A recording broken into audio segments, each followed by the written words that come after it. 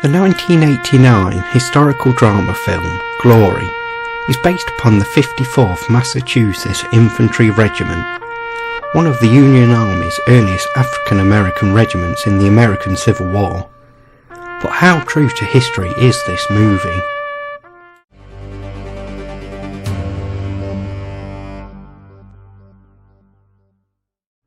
To start with, it is only fair to say that Glory is a movie to entertain, not a documentary. The purpose of this video is to investigate the true events upon which the movie is based. The members of the regiment seen in the movie, aside from Colonel Robert Gould Shaw, are fictional. Even Shaw is only loosely based upon his historical counterpart. What is completely omitted from the movie is that Shaw married Annie Neeland Haggerty. Shaw met Anna in New York at an opera party given in 1861 by his sister Susanna before the war began. The two became engaged just after Christmas in 1862. Despite misgivings by both sets of parents because of the war, they were married on the 2nd of May 1863, less than a month before Shaw's regiment moved out. Although the fictional Cabot Forbes is portrayed as being Shaw's best friend and second-in-command, the truth is that the real second-in-command was Edward Hallowell, who became commander of the 54th after Shaw's death. The film also depicts Shaw as accepting the commission to command the 54th quickly, when in reality he initially rejected the governor's commission, not wanting to leave his regiment and questioning whether the position would advance his career in the army. It is true that Shaw was an abolitionist, though he nevertheless expressed racist viewpoints towards black people, repeatedly referring to them by racial slurs in his letters home. The film incorrectly portrays the 54th as having significant numbers of former slaves. The truth is that the regiment was composed of mostly freed men already living in the north, although some came from Canada and the West Indies. Many of these freed men were from prominent families, including two sons of Frederick Douglass, one of whom, Lewis, became a sergeant major. Another point of change from history is the depiction of the regiment not being equipped properly. In reality, as a favoured project of the Massachusetts governor, the regiment was provided with everything it required from the outset.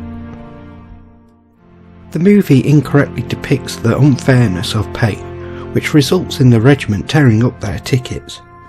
In truth, Shaw had already been informed that black soldiers would only receive $10 while in South Carolina, and protested to his father and to the governor, not by tearing up his ticket.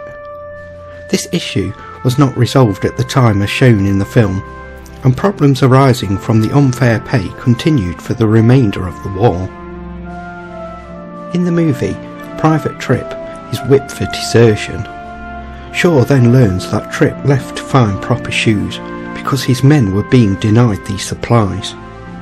The truth is that flogging was not permitted in the Union Army, and no such event ever occurred involving the USCT. Plus, as previously mentioned, the regiment had all the equipment it needed. The movie's timeline also differs from history, as the soldiers are depicted celebrating Christmas in the snow. The true history is that the 54th began recruitment in February 1863, and Shaw died at Fort Wagner in July that same year, so there was no possibility of Christmas during that period. The regiment did participate in the Carbonear expedition, the burning of Darien, and the battles of James Island and Fort Wagner as shown in the movie. But where it differs from history is in the final assault of Fort Wagner. The 54th is shown attacking southward, with the ocean on their left. In reality, they attacked northwards with the ocean on their right. At the end of the movie, the postscript claims that Fort Wagner never fell to Union troops. This is inaccurate, as Confederate troops abandoned the fort after bombardment and shelling from the Union Navy in September 1863. As a movie, Glory tells a wonderful narrative of the struggle against racial oppression, personal strife and resolution, and heroic courage in the face of death. It has some of the best filmed Civil War combat sequences of any movie, and it emotionally makes the point the creators desired, that black Americans, along with their white officers, fought and died for their freedom in the Civil War.